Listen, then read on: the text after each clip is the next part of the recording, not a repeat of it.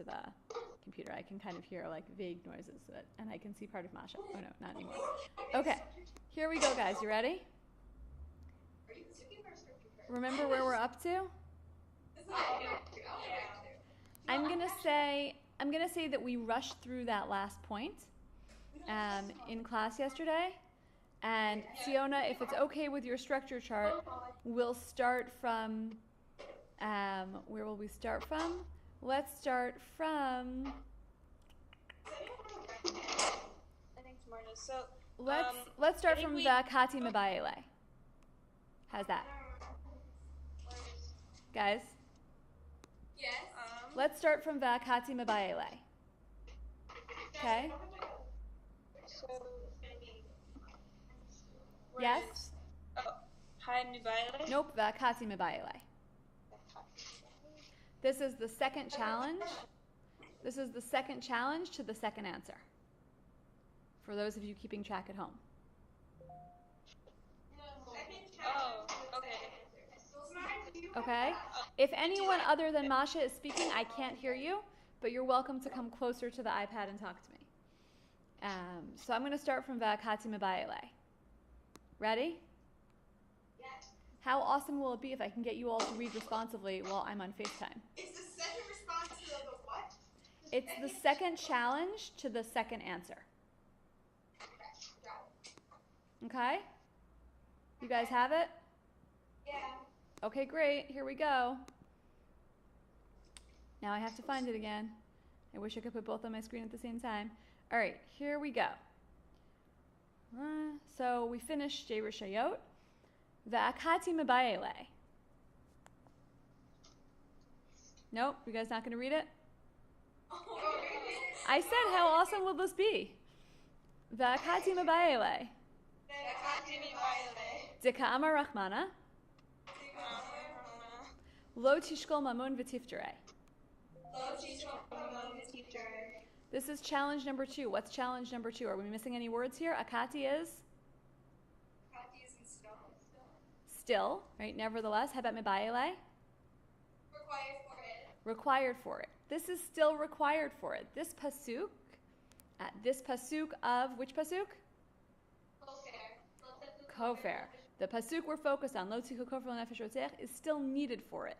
This pasuk is still busy teaching us another idea. It's not free to teach us that you take financial compensation for physical damage because it's teaching us another idea.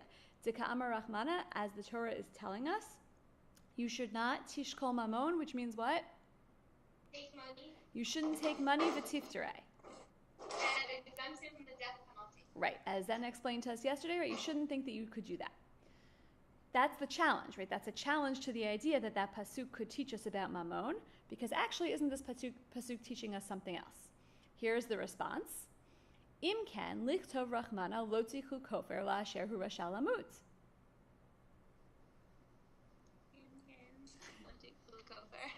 Go ahead, guys. I'll do it again. Im ken lichtov rachmana lo tichu kofer la'asher hu rasha lamut.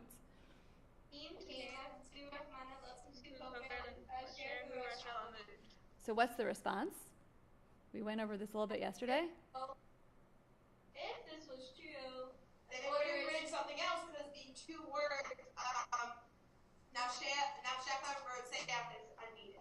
Good, excellent. So if so, right, if you're right, whoever you are who just spoke, right, if you are right, that the Torah is teaching us here that what it's really saying is don't take money and expect to be exempt from the death penalty, then all the pasuk needed to say was lo tichu kofer la'asher hu rasha lamut. And here's the next phrase: l'nefesh rotzeach lamali. As Tziona just said, what's lamali? Why would it be included? Right, literally, why for me, right? Why do I need it? Why are the words l'nefesh rotzeach there? And here's the answer: Shma mina l'nefesh rotzeach iya talokeach kofer, aval talokeach kofer l'rashei ivarim she'inan chozrin. Go ahead, guys, you can do it. No, let's start from Shma mina, which is the response. So here we go. Shma mina. L'nefesh rotzeach iya talokeach kofer. There you go. You did the whole thing, right? So Shema Mina means? In conclusion. In conclusion, but literally we learn from here. I mean, this is the conclusion. This is almost the big finale, guys. Shema Mina, we learn from here that you cannot take money for the life of a murderer, but you can take money for what? For a damager. Whoops. Yes, for a damager. My screen wants me to drive home. You can take money for a damager. In other words, we've now created, and I really liked Anna's picture from yesterday, which I need to post on Haiku, but we've now created a double-pronged charger. What we've said is, it's true. This pasuk of Lo tichu kofer lenefesh rotzeach really is teaching us that you can't take money and get out of the death penalty. It really is teaching us that the only appropriate punishment for murder is Death. the death penalty, right? That's what it's teaching us. But if it only wanted to teach us that, if the pasuk only wanted to teach us that, it didn't need to include the words lenefesh rotzeach. And right, because it makes it sound like, oh, specifically for a murderer you can't take money. Those are the words that the Gemara or that the Breita was responding to when it felt like, it's trying to tell us something else, right? It's trying to tell us about some other case. Oh, there you go. Right? It's trying to tell us about some other case where you can take money. And so we've essentially established that this pasuk can teach us two things, but don't think it's like, still the phones and chargers analogy still works. It's just that in this case there are extra words, what we might call kriyatera, extra words. We talked about this a little bit when we talked about Midrash Halacha strategies, and those extra words allow us to learn something extra from the pasuk. So, in review, this pasuk of Lo tichu kofer lenefesh rotzeach asher hu rasha lamut teaches us, it does teach us that this would be fun to do as a question and answer, but it'll be harder with me not in class. So the pasuk does teach us that you can only get the death penalty and you can't take money for the life of a murderer. And it does teach us that you do take money in the case of human damage. But it does not teach us, this is not the pasuk that teaches us that you can't get double punished, because which pasuk teaches us that you can't get double punished? Kedei rishato, yafeh. Pretty much, it's really almost the end at this point, because that's the final answer to the second challenge, which is the final challenge to the second answer. How do you feel about that? Yeah, right? We're done discussing answer number 2, and there's just one issue left in the Gemara that the Gemara kind of wants to wrap up. You with me? Yeah. Okay, so let's go ahead. V'chima achar dichtiv I'm just gonna do this. lo tichu kofer Lo tichu kofer. makeh makeh lamali. Lamali. What's the question? Why do you need answer number 1 if answer number 2 is so good? Yeah. Now that we've defended, it's the flip side of the conversation we had earlier, right? That Tamar started with charting yesterday. Previously we asked, well, if answer number 1 is so good, why do we need answer number 2? And now we're asking, well, if answer number 2 is so good, why did we bother ever with answer number 1, right? That was silly. That was unnecessary. So, kima achar, you know what achar means, right? Behind. Or after, right? So, after it says, meaning dichtiv refers to the pasuk in the Torah, but really we're saying after this whole conversation, right? Now that we understand what it says, in quotes, lo tichu kofer, right? Now that we understand that pasuk, makeh makeh lamali. Why do I need that hekesh? Why do I need that juxtaposition of makeh and makeh? Why do I need answer number 1? So let's answer that. Amrei. What's Amri? Why are you into Hello? Hi, what's Amri, guys? Oh, Amri. Wait, I lost it. What? I was writing. Oh, isn't that the challenge word? That it introduces the challenge or response? It either introduces Like a challenge or response, right? I would say, right, the potential response to this challenge could be, here we go, imehai. Let's go. Imehai. I can't hear you. Imahai. Okay. Oh, now I'm looking at the floor. There we go. Hava Amina. Amina. Ibai a no-native. Ibai a no-native. V'ibai d'me a no-native. Ibai d'mo a no-native. Let's do the words here really quickly. What's hava amina? I would have thought. I would have thought. What's bai? Required, right? It's so mean because in every other place that we've seen it in this sugya, it means require. But here it means Desire. desire. Inquire. Here it means, right, your choices are inquire, require, desire. Here it means desire. So imehai, if from here, meaning if you only had which answer? If you only had answer number 2.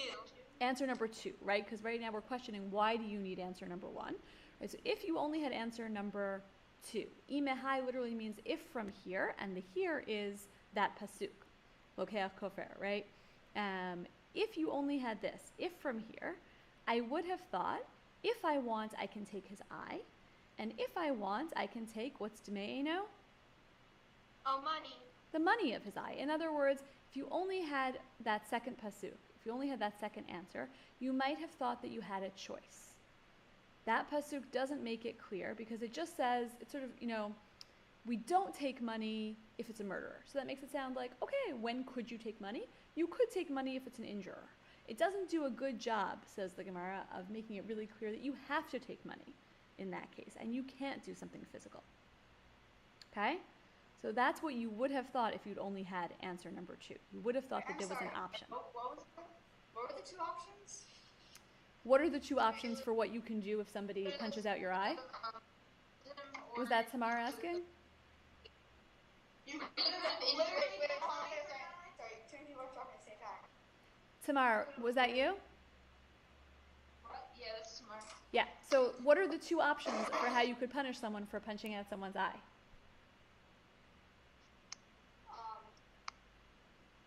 Can you just run through it instead of asking me questions about it? No, but what are the only 2 options for how you can punish someone for punching out someone's eye? The only 2 options we've discussed this whole way through. There are only 2 options. You could pay money. You have to pay money. Good, or